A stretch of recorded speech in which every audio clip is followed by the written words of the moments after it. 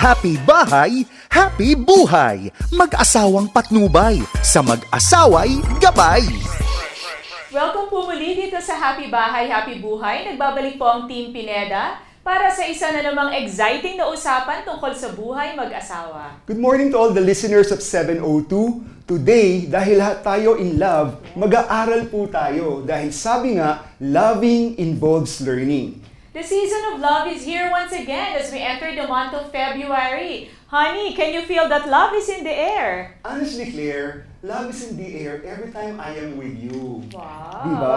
And I believe that expressing love should not be constrained during Valentine's Day only. Yes, that's true. Alright?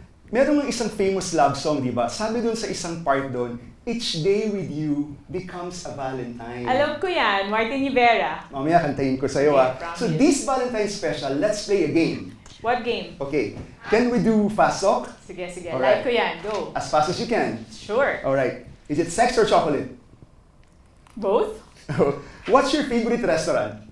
Antonia's breakfast? What makes you the saddest as a wife? When we're fighting. What's your greatest fear? Losing you? The same. Wow. What things do I do that irritate you? When you're rude and harsh every time you're fighting. Grabe. What caresses do you enjoy the most? When you give me a back massage before we sleep. What do I need to improve on? Madami. Maging gentleman ka. Kulang pa ba? Kulang pa, pagbuksan mo ako ng pinto. Grabe. But what's all this? Suddenly you're into me.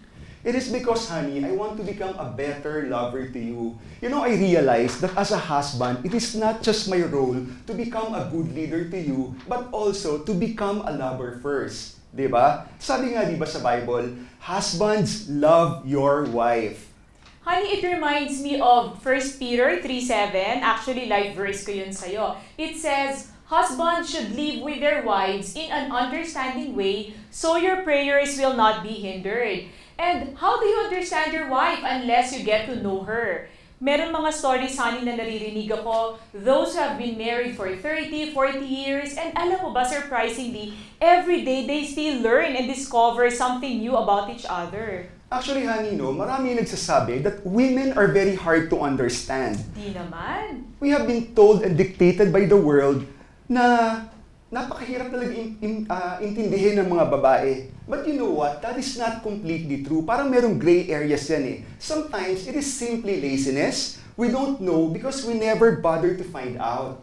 Kaya you did the fast talk. Now I understand. You're trying to get to know me. Exactly. Husbands, becoming your wife's lover involves learning. Sabi nga ng ating episode today, loving involves learning. If you say you love your wife, then you should be willing to study and get to know her more. Huwag po natin i-assume na kung ano kayo, ganoon din kami, kasi honey, we two are exactly different. Ano ba yung mga kailangan nating i-discover or matutunan tungkol sa ating mga misis? Number 1, alam niyo na ho ba kung ano yung mga likes and dislikes ng misis ninyo? Hindi lamang ito, honey, sa pagkain, sa pananamit o sa bagay, pero yung pag-uugali ng mister. What made your wife fall in love with you? Di ba, honey, mas magandang sariwain yan uli kung ano yung ugali mo na nagustuhan niya para gawin mo na gawin para to make your wife happy. Ano naman yung mga ugali mo na medyo naiirita si misis, so i-avoid na gawain yon. Maganda rin po na alam niyo ang love language ng inyong wife so you can better express your love to her. Ano pa? Alam niyo ho ba kung ano yung mga gifts and talents at abilities ng asawa ninyo? Then, appreciate your wife for that. Minsan po, especially kung yung wife natin nasa bahay, kapag dumating si mister at pagod from the office, parang na-overlook na, honey, yung contribution ng wife that the house is very tidy, there is food, the children are doing well. Siguro maganda po na i-appreciate nyo yung contribution ng asawa ninyo sa pamilya. And ano ba yung mga weaknesses ni misis? Like ako, I should confess, medyo impulsive po ako pagdating sa shopping. So, nandiyan po yung asawa ko to balance me. Ano pa yung, honey, pwede mong malaman tungkol sa akin? What are my dreams, my heart's desire, and prayer request? Have you tried asking your wife, honey, how can I pray with you today? Meron ka bang prayer request that we two can together lift unto the Lord? Kailangan po ngayong mag-asawa kayo, kayong dalawa ang prayer partners. And last, kailangan from time to time, husbands, you do a check-in sa emotions ng asawa. Tanungin lang siya, honey, how am I doing as a husband? Am I treating you well? Baka naman po may mga sinasaloob si Mrs. na nahihiya siyang sabihin sa inyo. So, you should be able to improve your communication. There are actually so many ways of knowing your wife. And the easiest way is to simply ask her. Minsan kasi ang problema sa aming mga lalaki, no? We hardly talk, we hardly ask questions. So, kailangan maging ma-practice ng mga husband, matutong magtanong. Aside from asking, honey, no? Importante rin to learn to observe and, learn a lot from your wife. Importante yan. For example, you are in a restaurant. So every time you dine out, tignan mo palagi kung ano yung lagi niyang ino-order na pagkain. And then one of these days, at the comfort of your home, pwede mo siyang i-surprise by cooking her favorite meal na lagi niyang ino-order sa restaurant. Do that to me. That's what I'm doing to you every day. Next, shopping. Meron ba kaming matututunan habang nagsha-shopping kayo? Meron po. Habang nagsha-shopping yung mga wife natin, the best thing we could do is to observe her. Panoorin natin which particular department siya laging nagpupunta. Ano ba yung brand o yung shade ng lipstick matawag siya na lagi niyang binibili. Especially now, it's Valentine's Day. I-surprise mo siya kung ano yung shade ng lipstick na lagi niyang binibili. Importante po yan. At ito, last, this is very in nowadays, K-drama.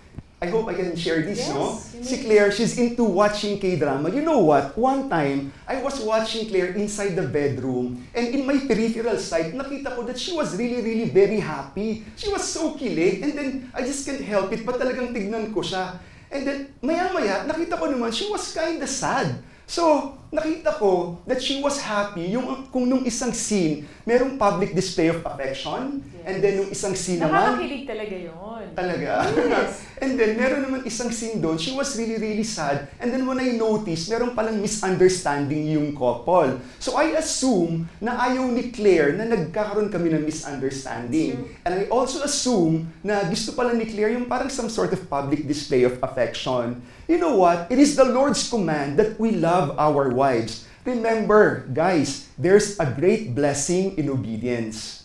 When you get to know your wives in a more intimate way, you will be surprised to find out that it is easier for her to respect you, to submit to you, and to simply enjoy being your helpmates. Sa darating pong Valentine's Day, higit po sana sa roses and chocolates, why not give your wife the gift of knowing and understanding her? And become a better lover to her. Lagi po nating tandaan na ang mag-asawang sabay manalangin. Na pagtatagumpayan lahat ng suliranin. Ito po si Bong Pineda. At ito naman po si Claire para sa Happy Bahay. Happy Buhay! Happy Bahay, Happy Buhay! Mag-asawang patnubay, sa mag-asaway gabay!